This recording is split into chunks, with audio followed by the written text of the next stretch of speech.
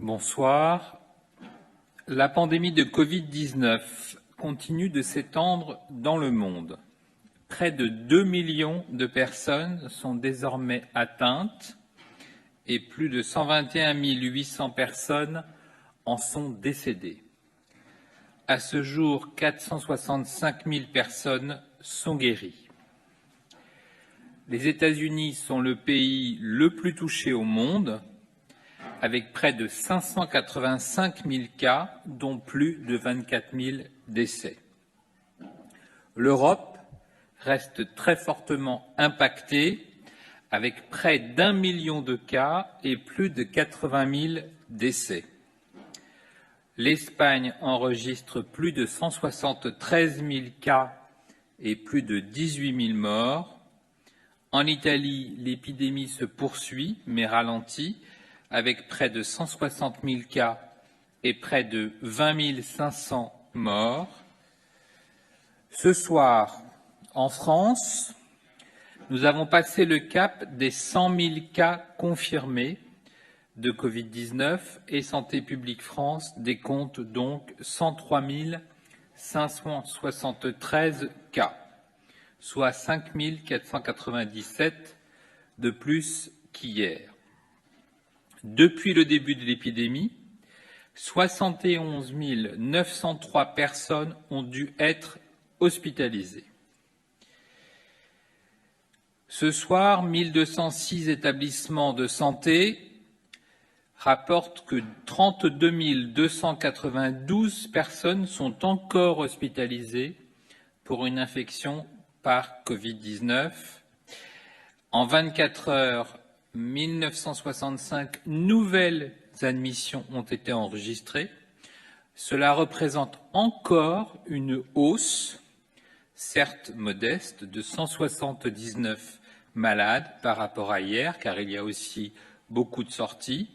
Ce chiffre continue donc doucement à augmenter et il n'y a jamais eu autant de malades Covid hospitalisés.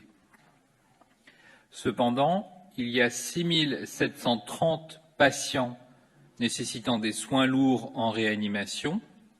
Un tiers de ces patients ont moins de 60 ans et 61% ont entre 60 et 80 ans. 95 jeunes de moins de 30 ans sont en réanimation. Au cours des dernières 24 heures, ce sont 275 nouveaux patients qui ont été admis en réanimation. C'est un peu plus qu'hier, mais cependant, le solde est pour le 6e jour consécutif négatif de 91 patients. La baisse des besoins en réanimation, certes encore très légère, se confirme. Il semble donc qu'il y ait moins de patients en réanimation, même si le chiffre reste très élevé, et un peu plus de patients en hospitalisation classique, soit parce que les patients qui rentrent à l'hôpital n'ont pas besoin de réanimation, soit parce que des patients sortent de réanimation mais restent en milieu hospitalier. Dans les Outre-mer, on relève 141 hospitalisations, dont 41 patients en réanimation. Au total, depuis le début de l'épidémie, c'est plus de 28 805 personnes qui sont sorties guéries de l'hôpital, sans compter les dizaines de milliers de personnes guéries en ville sans besoin de passer par l'hôpital. Nous surveillons aussi l'activité en ville, l'activité en population. Hier, les services d'urgence ont accueilli 1549 passages pour suspicion de Covid-19. À la suite de cette prise en charge aux urgences, 41% des patients ont été hospitalisés. Cette proportion d'ailleurs augmente avec l'âge des patients et 4% ont été transférés directement en réanimation. SOS Médecins recense 801 interventions hier pour suspicion de Covid au cours de la journée, soit 11% de leur activité totale. Enfin, les réseaux de laboratoires recense 98 000 tests réalisés, dont 24 556 positifs, soit environ 25% de positivité. Vous le savez, nous sommes très attentifs à la situation dans les établissements sociaux et médico-sociaux. Au total, depuis le début de l'épidémie, 5 280 établissements sociaux et médico-sociaux nous ont rapporté 39 370 cas d'infection par le Covid, 13 050 confirmés, 26 680 possibles. Et donc, c'est par cette déclaration et par cette remontée d'informations que nous pouvons consolider l'ensemble des cas confirmés en France, qui est bien d'un total national, ce soir, de 103 573 cas. En ce qui concerne la mortalité, d'abord la mortalité hospitalière. 10 129 décès sont à déplorer en milieu hospitalier depuis le 1er mars. 82% de ces décès ont plus de 70 ans. 19 décès sont survenus outre-mer, 10 en Guadeloupe, 6 en Martinique et 3 à Mayotte. Par ailleurs, nous déplorons 5 600 décès survenus au sein des établissements sociaux et médico-sociaux depuis le début de l'épidémie le 1er mars et rattachés à l'infection Covid-19. L'essentiel de ces décès est observé en EHPAD, 5 470, et 130 décès sont survenus dans les établissements médico-sociaux.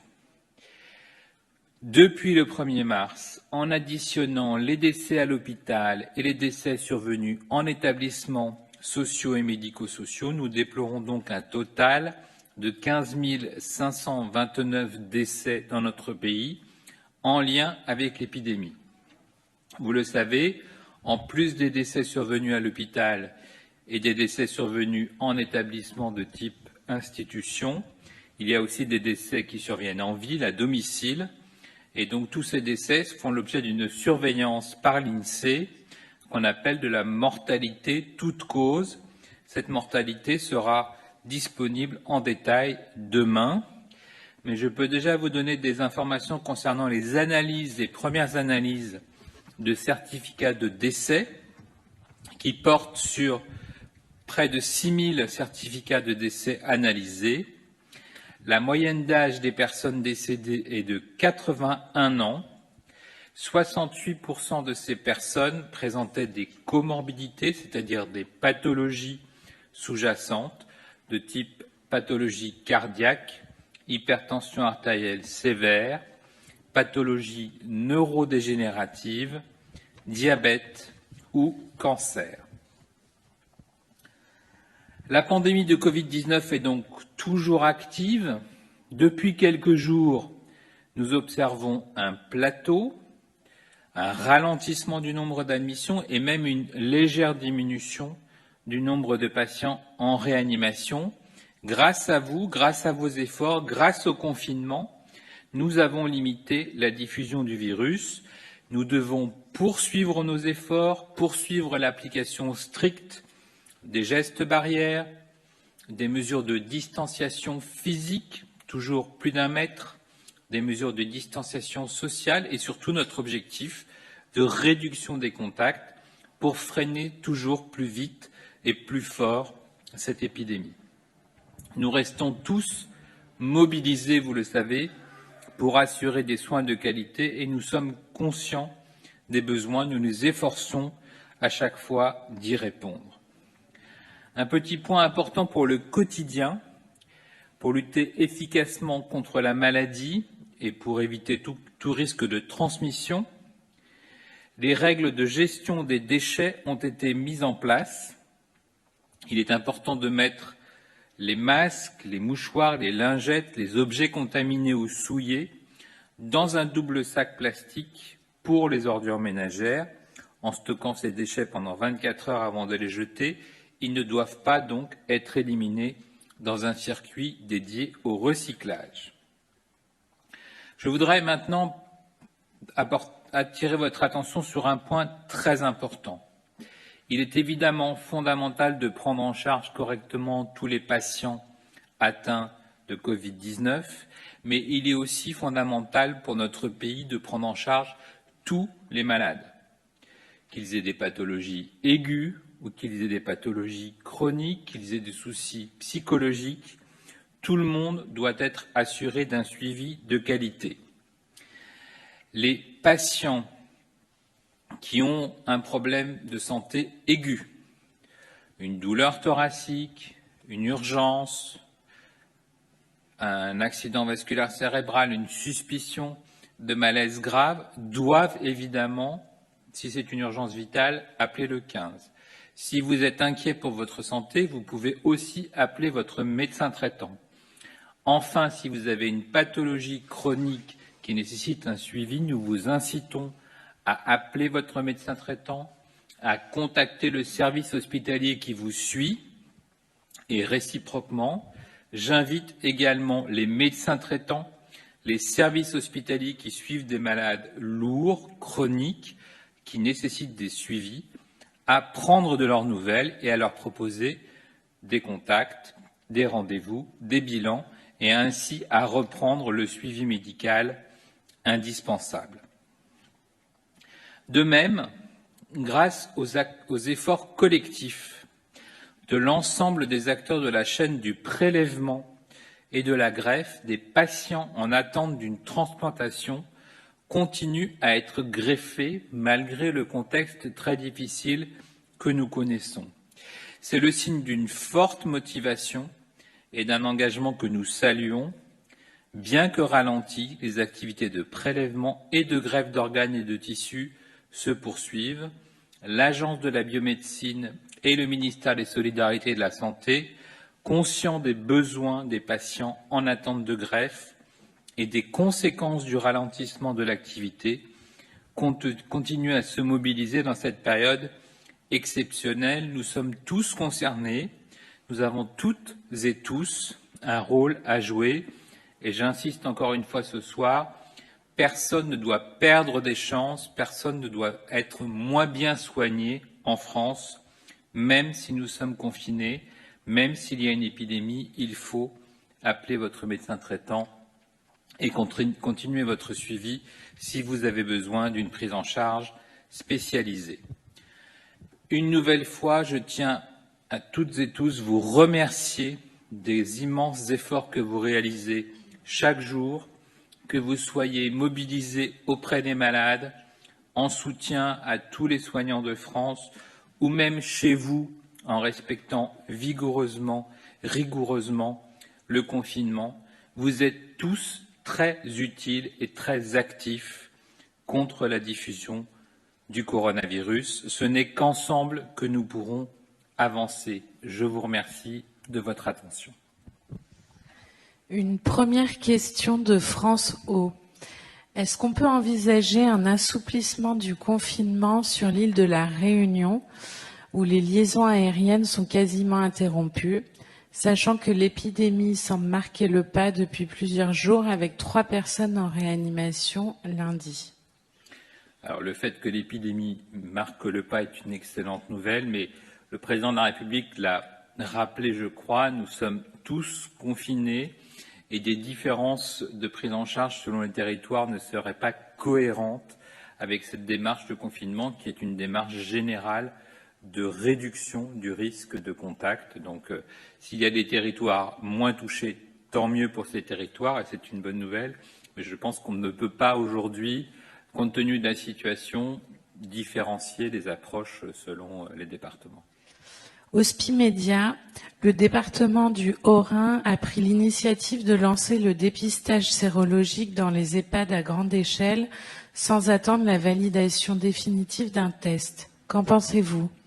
Alors, il y a plusieurs aspects. Vous savez que le ministre des Solidarités et de la Santé, Olivier Véran, a insisté pour que les EHPAD et nos aînés soient prioritaires pour le dépistage virologique, c'est-à-dire la recherche du virus, et c'est ce que nous encourageons dans tous les territoires.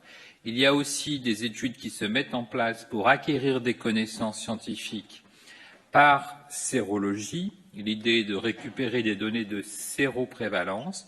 Et donc, je pense que le département que vous citez a besoin de récupérer des informations sur le statut sérologique des personnels et des résidents, ce qui peut aider à s'organiser différemment. Et je rappelle la grande différence entre les tests virologiques et les tests sérologiques. Les tests virologiques recherchent des personnes porteuses ou malades pendant l'infection. Les tests sérologiques n'ont d'intérêt qu'après l'infection, souvent 2 à 3 semaines plus tard, pour rechercher une immunité, pour rechercher une protection. Et donc, ce sera intéressant de disposer d'informations sur la protection des personnels et sur la protection ou non des résidents pour organiser la prise en charge au sein des EHPAD. Maintenant, il y a une question effectivement sous-jacente qui est la qualité des tests. Nous avons mobilisé le Centre national de référence. Nous allons avoir des qualifications des tests dans les prochains jours pour fournir à toutes les personnes qui en ont besoin dans un cadre national des tests fiables, des tests utiles, des tests qu'on peut interpréter, qui ont un minimum de faux négatifs et un minimum de faux positifs, car là aussi la qualité de l'information du rendu du test sera utile. Mais je le rappelle, les tests sérologiques ne sont pas là pour détecter la maladie, mais bien à distance de la maladie, pour détecter si oui ou non vous avez une protection. Une autre question sur les tests. Pourquoi donc c'est l'usine nouvelle. Pourquoi la France n'arrive pas à plus tester? Est-ce un manque de production de tests en France? Et pourquoi ne parle-t-on plus d'utilisation massive de tests sérologiques post-déconfinement? Alors, on parle ici des tests virologiques, c'est-à-dire la recherche de malades. Et vous savez que le président l'a dit, l'objectif est que toutes les personnes malades puissent être testées à l'horizon du 11 mai. C'est un objectif que nous partageons évidemment depuis des semaines puisque nous nous mobilisons pour pouvoir faire de plus en plus de tests sur le territoire national. Il y a quelques semaines, on parlait de quelques laboratoires et de quelques hôpitaux. Désormais, ce sont tous les départements où il y a au moins un laboratoire qui peut faire des tests. On est passé des tests hospitaliers aux tests en ville. On a encore ouvert à toutes sortes d'autres laboratoires qui ont des capacités, que ce soit des laboratoires de recherche, des laboratoires vétérinaires, des laboratoires départementaux, des laboratoires de police et de gendarmerie. Donc notre capacité augmente de jour en jour. Nous avons acquis des automates qui permettent de faire de très nombreux tests, environ 2000 tests par jour chacun. Donc cette capacité augmente et cette capacité, elle sert aux malades, aux personnes qui ont des symptômes, pour savoir si oui ou non elles sont porteuses du virus. L'autre question que vous posez, c'est celle d'avoir accès aux sérologies. Et donc là encore, le président a été clair. Nous avons pour l'instant une faible part de la population qui a rencontré le virus et donc une faible part de la population qui est immunisée. Donc c'est une information différente, c'est une information qui peut avoir un intérêt collectif, qui peut avoir un intérêt individuel de savoir si oui ou non, en tant que profession ou en tant qu'individu, on a ou on n'a pas des anticorps qui protègent contre le virus. RFI, en fin de semaine dernière, vous sembliez affirmer qu'il y avait un lien systématique entre fin des symptômes et fin de la contagion.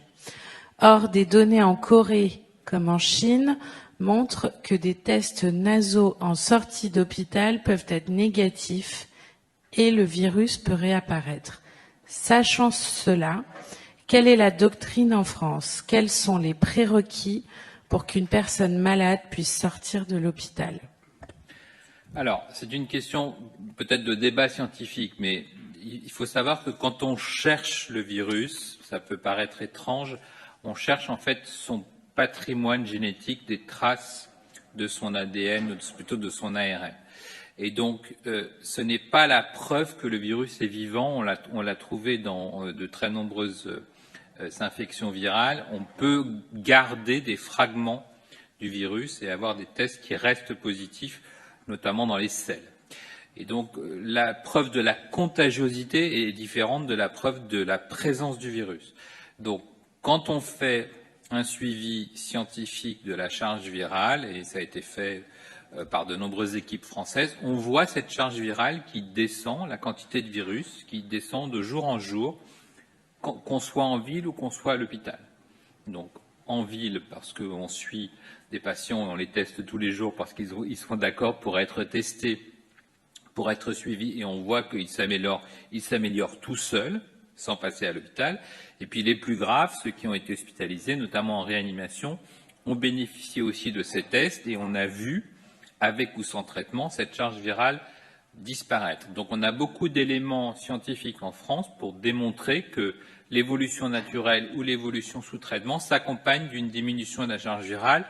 Et les premiers patients qui ont été très bien suivis, il n'y avait plus de symptômes et il n'y avait plus non plus d'excrétion virale. Et donc je pense qu'il faut rassurer les Français.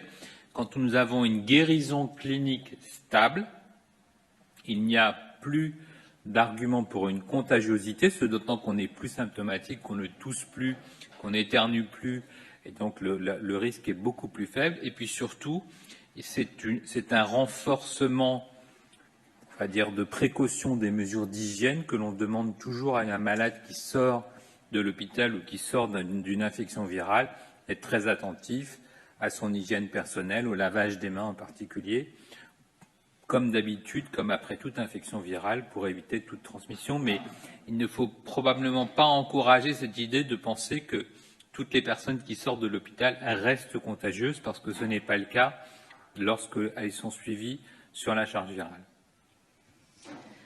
L'agence de presse médicale, est-ce qu'on a un ordre de grandeur par rapport à la population française qui aurait contracté le Covid-19 ? Alors, c'est une question importante qui va être traitée dans les tout prochains jours. D'abord parce que nous bénéficions de modélisation, c'est-à-dire que nous estimons par des calculs mathématiques la part de la population française qui a été touchée. Ce sont des données basées sur l'activité hospitalière, sur l'activité de ville et même sur ce que nous rapportent les médecins généralistes qui, eux aussi, estiment le nombre de patients qu'ils ont pu voir ou qui ont pu être infectés. Et donc ce chiffre est probablement proche de 5 à 10% de la population selon les régions. Là encore, on a des données qui viennent d'être publiées sur l'Île-de-France, on a des données qui vont être publiées sur le Grand Est, et ces données seront probablement différentes selon les régions, d'où l'importance de bénéficier dans les prochaines semaines d'études de séroprévalence, c'est-à-dire de bénéficier de volontaires qui bénéficieront de sérologie dans le cadre d'un protocole de recherche pour savoir quelle est la part de la population qui est immunisée contre le virus. Pour Médicite, n'est-il pas risqué de rouvrir les écoles à partir du 11 mai, alors même que les restaurants, musées ou cinémas doivent encore rester fermés ? Le gouvernement fera tout pour qu'il y ait un risque le plus faible possible. Vous savez que de toute façon, l'objectif permanent avant la levée du confinement et après la levée du confinement, c'est de lutter contre la diffusion du virus. Et donc tout ce que nous avons appris ensemble, les gestes barrières, la distanciation physique, la distanciation sociale, et tout ce qui va permettre de réduire les contacts, et donc c'est une démarche qui est bien intégrée aujourd'hui à l'éducation nationale, permet, là encore, de réduire le risque de transmission du virus d'un individu à l'autre. Nous aurons à vivre avec ces habitudes pendant encore plusieurs semaines. Une deuxième question de Médicite. L'OMS a prévenu que seule la mise au point et la distribution d'un vaccin sûr et efficace pourront interrompre la propagation du Covid-19. Quand démarreront les premiers essais cliniques pour un vaccin en France ? Alors, il y a une très forte mobilisation de l'ensemble des laboratoires qui travaillent sur des vaccins.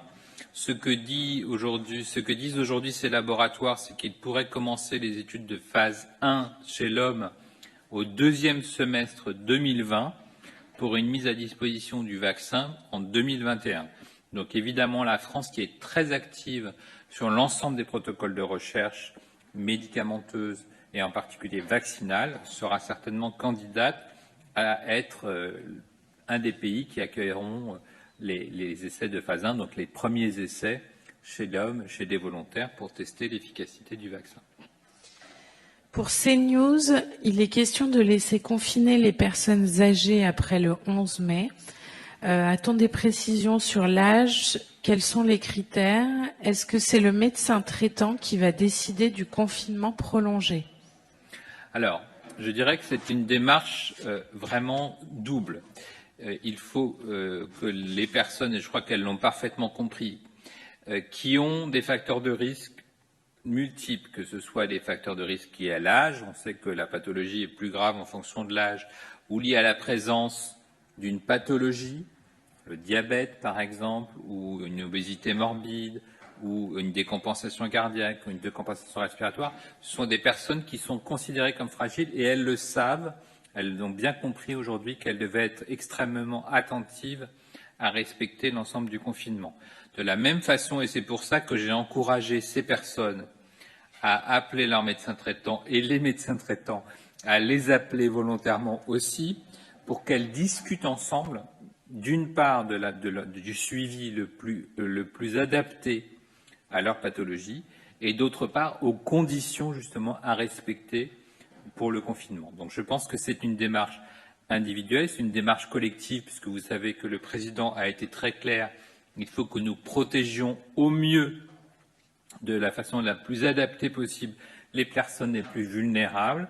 Mais donc là encore, c'est une démarche que je souhaite vraiment de confiance entre la personne qui a compris quel était son risque et son médecin traitant, d'une part pour la confiner, ça c'est important, mais aussi pour qu'il n'y ait pas de perte de chance et que tous les soins dont elle a besoin soient prodigués, parce qu'il ne faut pas non plus avoir des effets collatéraux du confinement et une perte de confiance dans le système de soins et une perte de contact avec son médecin traitant.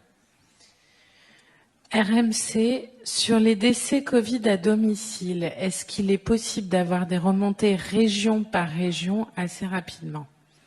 Alors, là encore, c'est l'INSEE qui étudie la mortalité toute cause. Je vous ai dit que nous avions ces données, puisqu'en pratique, l'INSEE, comme je vous le rappelle à chaque soir, a à la fois les données hospitalières, les données de mortalité en établissement et les données de mortalité à domicile. La seule chose, c'est qu'il faut laisser le temps à l'INSEE d'analyser les certificats de décès, puisque c'est sur le certificat de décès qu'est inscrit le lieu du décès. Et par ailleurs, avec la mortalité toute cause, qui sera disponible d'ailleurs demain, que je vous présenterai demain, il y a le total, finalement, de la mortalité hospitalière, de la mortalité en institution et de la mortalité observée en ville. Pour BFM TV, il y a une étude chinoise qui a montré que des patients guéris qui sortaient de réanimation développaient peu, voire pas du tout d'anticorps. Quelle est notre connaissance là-dessus aujourd'hui? Alors nous étudions aussi ce sujet, puisque les patients qui sont en réanimation en France bénéficient de très nombreux protocoles de suivi intensif biologique. C'est un sujet qui est discuté au niveau international, hein, l'apparition de l'immunité, soit après une forme bénigne, soit après une forme très grave. Et en fait, là encore, beaucoup de facteurs agissent. L'âge du patient, les pathologies dont il souffre, mais aussi le traitement dont il a bénéficié, qui peut gêner, qui peut entraver l'apparition d'anticorps. Donc tout ça n'est pas uniquement le fait de la prise en charge en réanimation, mais bien de facteurs individuels qui peuvent influer sur l'apparition ou non d'anticorps, qui, comme je vous le rappelle aussi, peuvent apparaître de façon décalée 2, 3 ou 4 semaines après l'infection. Deux dernières questions pour Diaspora News. Quelle est la procédure mise en place pour que des Français résidant dans les pays comme le Mali, la Côte d'Ivoire, le Sénégal rentrent en France en cette période de Covid-19? C'est un sujet qui est géré par les ministères des Affaires étrangères. Nous sommes évidemment très attentifs à la prise en charge de notre communauté française à l'étranger. Et la deuxième et donc dernière question, pourquoi certaines personnes atteintes du Covid-19 développent des symptômes et d'autres pas? Très bonne question. C'est effectivement ce que nous souhaitons comprendre, mais qui est observé dans beaucoup de pathologies infectieuses. Pour les mêmes expositions, parfois même au sein d'un couple, un membre du couple fait une infection très grave, l'autre n'a quasiment pas de symptômes. Il y a des facteurs génétiques, il y a des facteurs d'immunité, il y a des facteurs que l'on est en train de découvrir sur la susceptibilité face à une infection, l'état de fatigue, la présence de facteurs de comorbidité sous-jacente. Tout ça influe sur la gravité de l'infection et on voit bien que le panel, que le champ est extrêmement important entre des formes extrêmement peu sévères et d'autres gravissimes. C'était la dernière question. Merci beaucoup.